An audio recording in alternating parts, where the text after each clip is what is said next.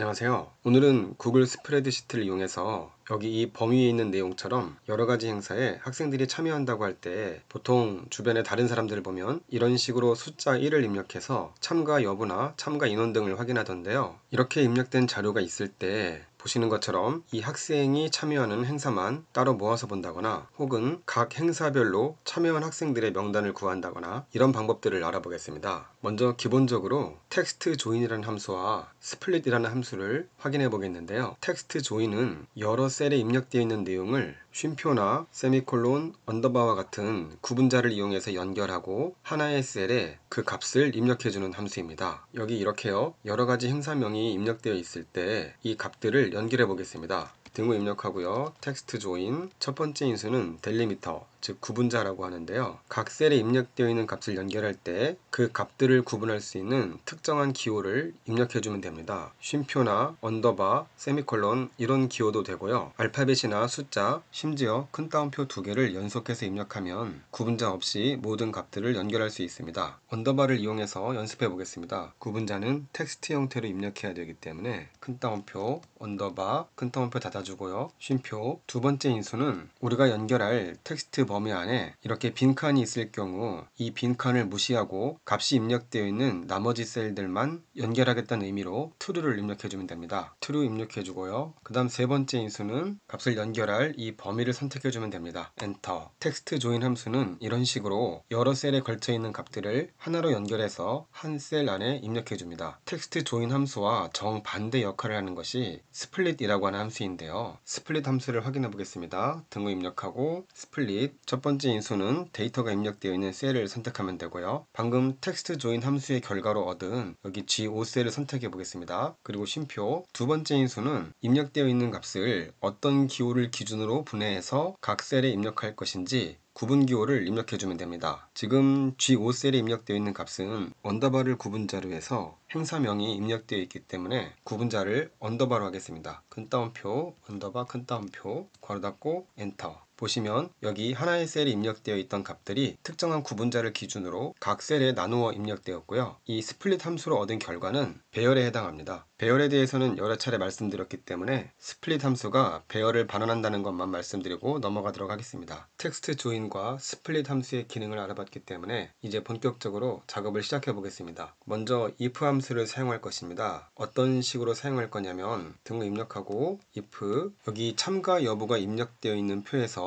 숫자 1이 입력되어 있는 곳은 학생이 그 행사를 신청했다는 뜻이잖아요. 그래서 신청 여부를 입력하는 셀에 숫자 1이 입력되어 있다면 신청한 행사명을 가지고 오겠습니다. 위에 있는 C5셀을 가져오면 되겠죠. 그리고 1이 입력되어 있지 않은 경우는 그 행사를 신청한 것이 아니기 때문에 빈칸을 나타내도록 표현해 보겠습니다. 빈칸은 큰 따옴표 두 개를 연속해서 입력하면 되고요. 괄호 닫고 엔터. 이렇게 if 함수를 이용해서 강가진 학생이 신청한 행사 이름을 가지고 왔는데요. 그 다음 행사는 옆에 있는 H6셀에 입력해 보겠습니다. 등호 입력하고 if 함수 이번에는 D6셀을 확인해야겠죠. D6셀에 입력되어 있는 값이 1이면 행사명을 가지고 올 것이죠. 그리고 1이 입력되어 있지 않으면 마찬가지로 빈칸을 입력하고요. 괄호 닫고 엔터. 행사 2는 신청하지 않았기 때문에 지금 수식을 입력한 H6셀에도 아무런 값이 입력되지 않았죠. 한 번 더 해보겠습니다. I6셀에 와서요. 등호 입력하고 if 함수 이번엔 E6셀을 확인해야겠죠. 이 값이 1이면 행사명을 가지고 오고요. 1이 입력되어 있지 않다면 빈칸이죠. 자, 이제 어느 정도 느낌이 오시죠? 이렇게 나온 결과를 영상 초반에 연습했던 텍스트 조인 함수를 이용해서 연결하면 되겠죠. 그런데 문제는 이 모든 경우에 대해서 if 함수를 이용해서 매번 결과를 구해야 할까요? 물론 수식을 복사해서 데이터를 얻을 수도 있겠지만 구글 스프레드시트에는 어레이 포뮬러라고 하는 기가 막힌 함수가 준비되어 있죠. 수식을 다시 입력해 보겠습니다. 지우고요. 등호 입력하고 if 앞서서 C6, D6, E6셀에 반복해서 수식을 입력했기 때문에 이 동일한 반복 과정을 어레이 포뮬러를 이용해서 한 번에 처리하는 것이죠. 확인하고자 하는 전체 셀을 선택하고요. 이 값이 1인지 확인하는 것이죠. 그리고 쉼표 1에 해당하면 여기 위에 있는 있는 행사명을 반원하고요. 1이 아니라면 빈칸을 입력하는 것이죠. 괄호 닫고 이제 엔터를 입력하는 것이 아니라 컨트롤 시프트를 누른 상태에서 엔터를 입력하게 되면 어레이 포뮬러가 작동하죠. 이 상태에서 엔터를 한 번 더 입력하면 자, 한 번에 모든 값이 구해졌습니다. 우리는 각 행마다, 그러니까 학생별로 데이터를 연결해서 셀에 입력하고 싶은 것이죠. 조금 원초적으로 한다면 여기에 텍스트 조인 함수를 이용해서 입력해 보겠습니다. 등호 입력하고요. 텍스트 조인, 쉼표와 빈칸을 이용해서 구분자를 만들어주고요. 그다음 두 번째 인수 to를 입력하고 세 번째 인수는 이 행 하나만 선택하겠습니다. 그러면 구글 스프레드시트는 자동으로 데이터의 패턴을 인식해서 나머지 셀에 대해서도 자동 완성이라고 하는 똘똘한 제한을 해주는데요. 이 상태에서 안내문 내용대로 컨트롤 엔터 키를 눌러도 우리가 원하는 결과를 얻을 수 있긴 합니다. 하지만 이 자동 완성 기능은요,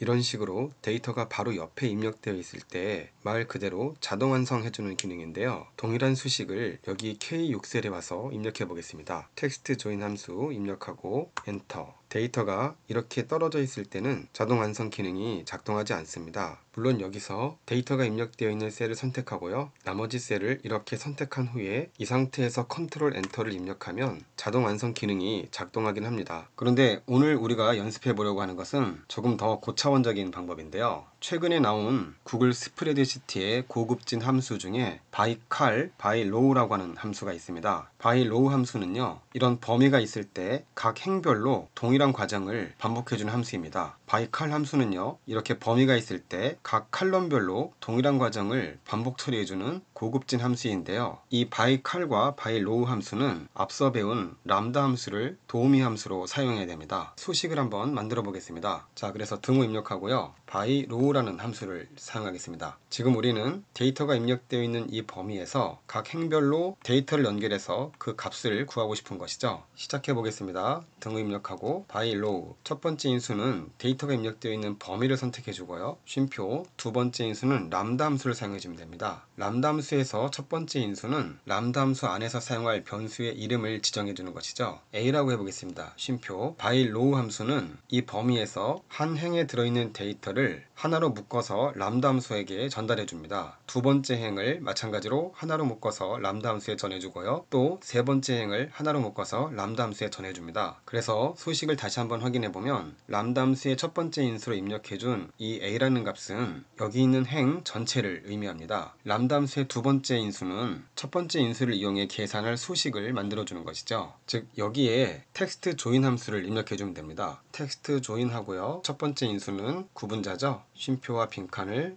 입력해주고 쉼표. 두 번째 인수는 빈칸을 무시하는 true. 세 번째 인수는 데이터가 입력되어 있는 범위인데 바로 이 범위가 앞에서 byRow 함수의 첫 번째 인수로부터 전달받은 a를 입력해주면 되는 것이죠. 그리고 텍스트 조인 함수의 가로 닫고요. 람다 함수의 가로 닫고 byRow 함수의 가로를 닫겠습니다. 그리고 엔터. 어떤가요? 수식 하나로 모든 행에 대해서 우리가 원하는 결과를 얻을 수 있죠. 만약 이 상태에서 셀에 입력되어 있는 값들을 각각 구분해서 서로 다른 셀에 입력하고 싶다면 이 결과에 다시 한번 스플릿 함수를 사용해주면 됩니다. byRow 함수 앞에서요. 스플릿 입력해주고요. 스플릿 함수의 첫 번째 인수가 데이터가 입력되어 있는 셀을 선택하는 것인데요. 지금 byRow 함수로 구해진 결과가 바로 그 범위에 해당이 되죠. 그래서 수식이 입력되어 있는 제일 마지막에 가서 스플릿 함수의 두 번째 인수인 구분자만 입력해주면 됩니다. 쉼표와 공백이었죠. 큰 따옴표 닫아주고 스플릿 함수의 가로를 닫고요. 엔터. 뭔가 좀 이상하죠? 이 스플릿 함수는 셀 하나에 입력되어 있는 값을 구분자를 기준으로 해서 나눠주기 때문에요. 이런 결과가 나온 것입니다. 그래서 여기에도 어레이 포뮬러 함수를 적용시켜주면 우리가 원하는 결과를 얻을 수 있을 것 같은데요. 다시 수식 입력줄에 가서 컨트롤 시프트 누른 상태에서 엔터. 그럼 어레이 포뮬러가 적용되죠? 다시 한번 엔터. 자, 이렇게 하면 학생이 참여한 행사명이 서로 다른 셀에 각각 입력되어서 구해졌습니다. 그리고 이 결과는 여기 왼쪽에 있는 이 범위를 이용해서 만든 것이죠. 그래서 여기 노란색 셀에 입력되어 있는 수식을 지우게 되면 byRow 함수를 이용해서 얻은 결과를 제대로 이용할 수 없게 됩니다. 그런데 여기 입력되어 있는 이 범위는 배열이기 때문에